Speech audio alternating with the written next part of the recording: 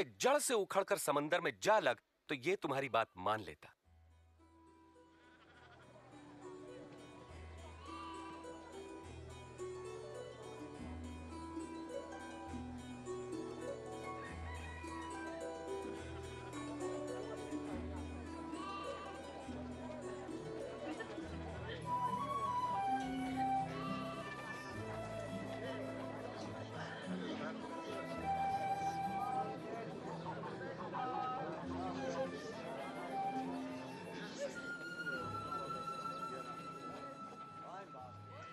पाप में पढ़ने की परीक्षाएं अवश्य आती हैं, परंतु अफसोस जिसके द्वारा वे आती हैं। जो किसी के लिए पाप का कारण बनता है उसके लिए यही ठीक है कि उसके गले में भारी पत्थर लटकाकर समुद्र में डाल दिया जाए। परमेश्वर का राज्य किसके समान है? वो ऐसा है, एक मनुष्य राई का दाना लेकर अपने खेत में बोता है और वो पौधा बढ़कर पेड़ बन जाता है और पक्षी उसकी डालियों पर घोंसला बनाते हैं। मुझे नहीं पता ये क्या कह रहा है। तुम चुंगी लेने वालों और अन्य पापियों के साथ क्यों खाते पीते हो? स्वस्थ लोगों को वैद्य की आवश्यकता नहीं होती, परंतु रोगियों को है। जो बहिष्कृत है मैं उनको पश्चाताप का संदेश देने आया हूं, सम्मानितों को नहीं।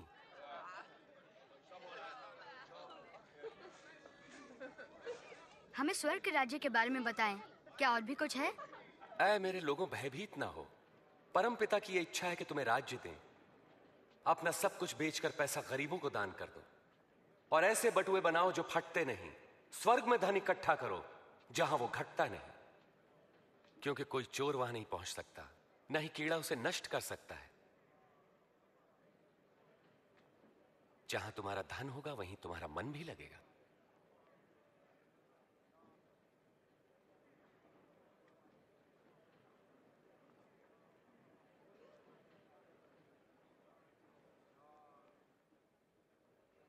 हे नारी, तुम अपनी बीमारी से मुक्त हुई।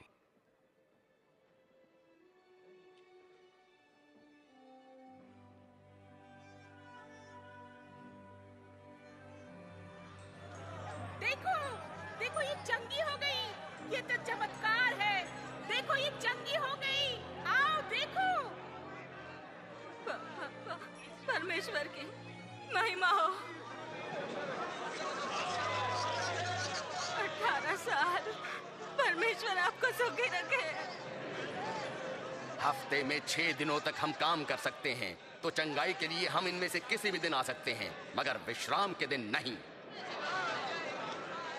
अरे कपटियों, क्या विश्राम के दिन तुम में से हर कोई अपने गधे या बैल को खोलकर उन्हें पानी पिलाने नहीं ले जाता? और यहां पर यह स्त्री जो अब्राहम के वंश से है, जो 18 वर्ष तक शैतान के बंधन में थी, क्या विश्राम के दिन उसे मुक्त करना उचित न था?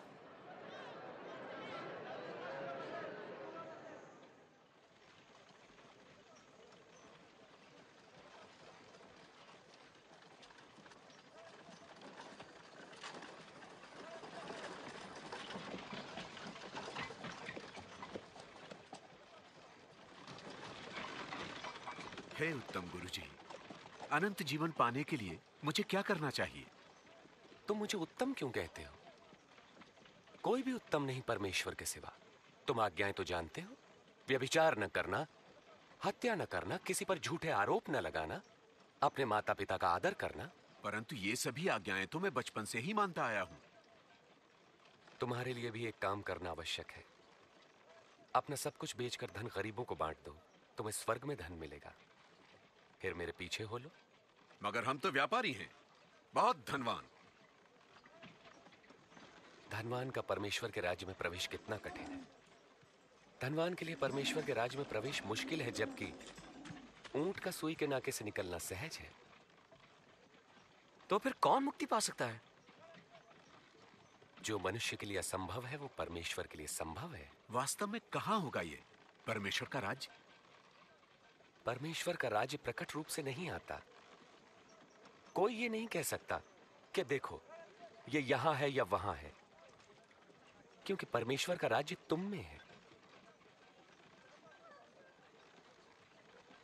वो समय आएगा जब तुम परमेश्वर के पुत्र के आगमन का दिन देखना चाहोगे, पर देख ना पाओगे। जैसे बिजली आकाश की एक ओर से दूसरी ओर तक प्रज्वलित होती है, वैसे ही परमेश्वर का पुत्र भी प्रकट होगा। परंतु पहले उसे बहुत दुख उठाना होगा और इस युग के लोग उसका तिरस्कार करेंगे।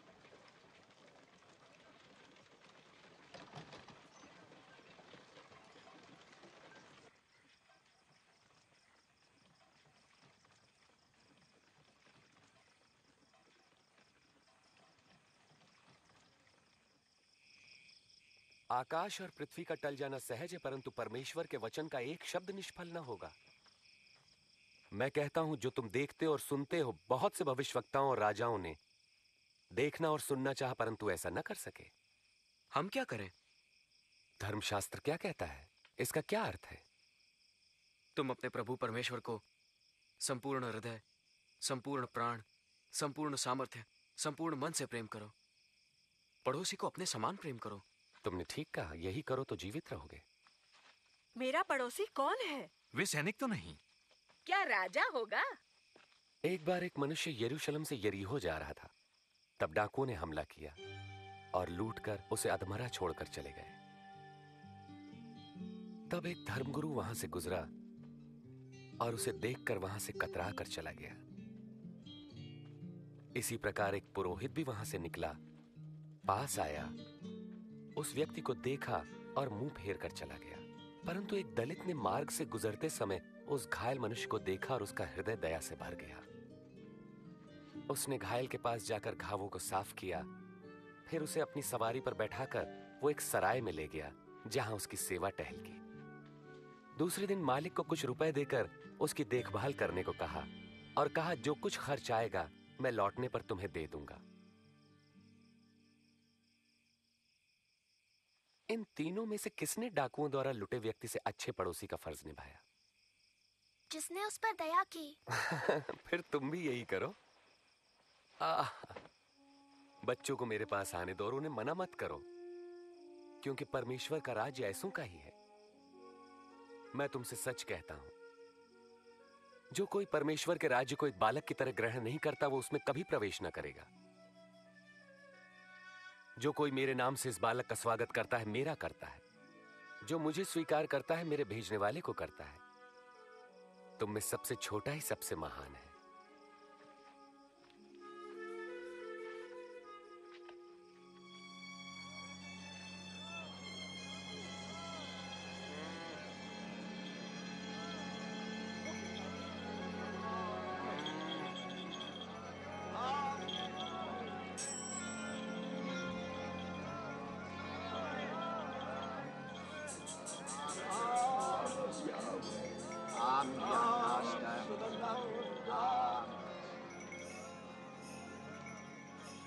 यहाँ क्या हो रहा है? कौन जा रहा है? नासरत के यीशु यहाँ से जा रहे हैं।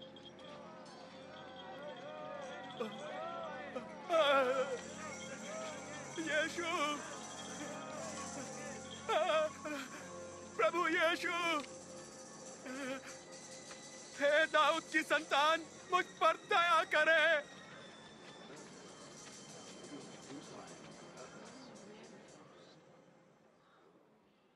मैं तुम्हारे लिए क्या करूं? मैं फिर से देखना चाहता हूं।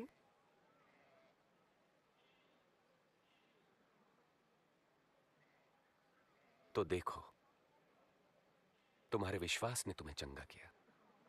मैं देख सकता हूं, मुझे दिखाई पड़ रहा है, मैं देख रहा हूं। यीशु,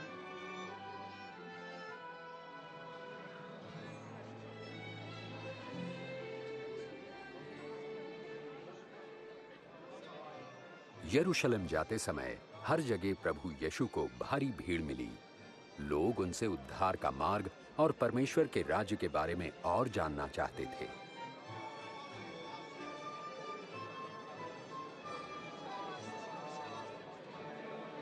ये मनुष्य भविष्यवक्ता है। मेरे प्रभु और स्वामी, मुझे बचाइए।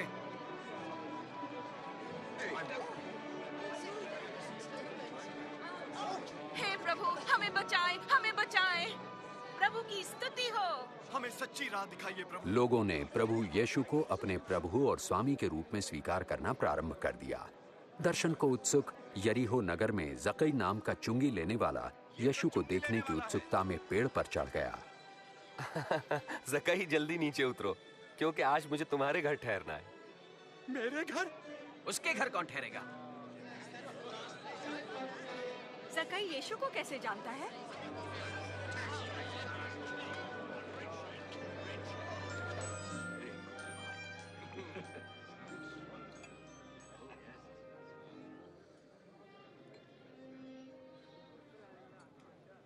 सुनो, मैं अपनी संपत्ति